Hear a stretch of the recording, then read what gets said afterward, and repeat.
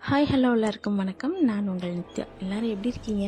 கண்டிப்பாக நல்லா இருப்பீங்க நம்புகிறேன். நானுமே ரொம்ப நல்லாவே இருக்கேன்.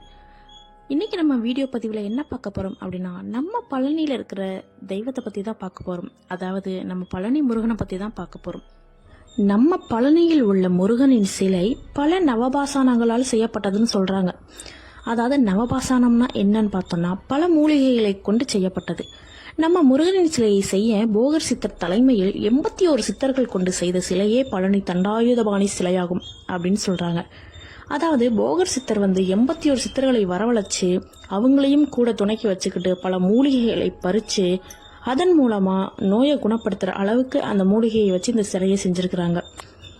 முருகப்பெருமானின் சிலையை 9 ஆண்டு காலம் பல லட்சம் மூலிகைகளை கொண்டு ஆராய்ச்சி செய்த இறுதியில் 4000 மூலிகைகளால் இச்சிலை செய்யப்பட்டது அப்படின்னு சொல்றாங்க. அதாவது நம்மளோட பழனி முருகன் கோவில் சிலை செய்யறதுக்கு 9 ஆண்டு காலம் எடுத்துக்கிட்டாங்களா. 9 வருஷம் எடுத்து லட்சக்கணக்கான மூலிகைகளை கொண்டு ஆராய்ச்சி செஞ்சு இந்த குறிப்பிட்ட மூலிகைகளை மட்டுமே இச்சிலைக்கு பொருத்தப்படும் அப்படின்னு சொல்லி 4000 மூலிகைகளை மட்டும் அதுல தேர்ந்தெடுத்து அதை அரைச்சு அந்த சிலை மேல பூசி அதுக்கப்புறம் தான் இச்சிலையே செஞ்சிருக்காரு போகர் சித்தர். முதலில் விஷத்தை கூட மருந்தாக்க முடியும்னு அறிஞ்சவரும் போகர் சித்தரே.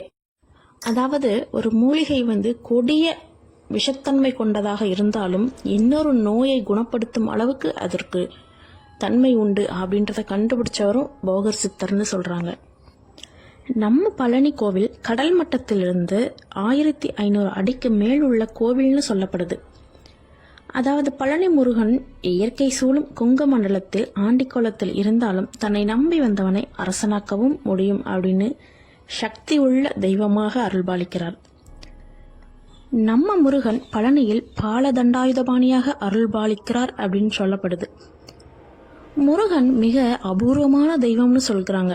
ஏன்னா கையில் தண்டமும் ஆபரணங்கள் ஏதும் இல்லாமல் வாழ்வின் ஞானத்தை உணர்த்தும் வகையில் அருள்முகத்தோடு ராஜ அலங்காரத்திலும் ஆண்டி கோலத்திலும் அருள்பாலிப்பது மிக விசேஷம்னு சொல்லப்படுது. நம்ம பழனி முருகன் கோவில் இருக்கும் இடம் செவ்வாயின் ஆதிக்கம் கொண்ட பூக்கோண பகுதியாகும். எனவே இங்கு தோஷம் உள்ளவர்கள், அதாவது செவ்வாய் தோஷம், திருமண தடை, கடன் பிரச்சனை என இருக்கும் தோஷங்கள் அனைத்தும் இந்த கோவில் வழிபாடு செய்தால் தோஷங்கள் மாறுகிறதுன்னு சொல்லப்படுது. பழம் நீ என கூறிய அவ்வையிடம் தென்னாடு தனது நாடு என கூறிய முருகன் சித்தர் பூமியாய் உருவாக்க வந்த இடம் பழனின்னு சொல்லப்படுகிறது. தமிழ் கடவுள் முருகபெருமானுக்கு 6 படை வீடுகளும் உண்டு. இதில் 3ஆம் இடம் பழனியே ஆகும்.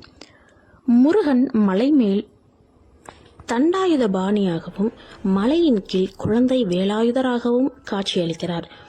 இந்த கோவில் பல ஆண்டுகளையும் கடந்து தெய்வங்களாலும் மக்களாலும் நம்பப்படுற முக்கிய தெய்வம்னு கூட சொல்லப்படுற ஆண்டவன் தான் முருகபெருமான். எனக்கு தெரிஞ்ச அளவுக்கு பழனி கோவிலை பற்றி நான் நல்லா தான் எக்ஸ்பிளைன் பண்ணியிருக்கேன்னு நான் நினைக்கிறேன். ஒருவேளை நான் எதுவும் தவறாக பண்ணியிருந்தேன் அப்படின்னா நீங்கள் கமெண்ட் செக்ஷனில் என்னை கேட்கலாம். நான் அதுக்கு ரிப்ளைவும் பண்ணுவேன். ஓகே கைஸ், நம்ம வீடியோ உங்களுக்கு பிடிச்சிருந்தது அப்படின்னா லைக் பண்ணுங்கள், ஷேர் பண்ணுங்கள், கமெண்ட் பண்ணுங்கள். ஓகே கைஸ், பாய், டாடா, டேக் கேர்.